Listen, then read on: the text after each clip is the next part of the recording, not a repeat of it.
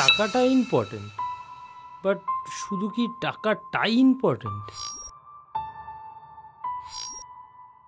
Oh, you think I need a psychological checkup, right? তাহলে আমি এখানে কি করছি? জীবনেরই গল্প, জীবন থেকেই নেওয়া।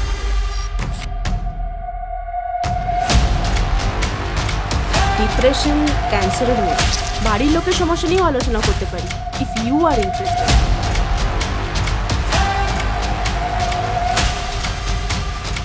আরে হচ্ছে না, কি করছো?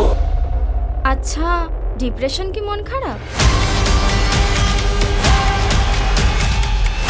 বুঝতে পারছিস না আমি কি বলছি? আরে জান এত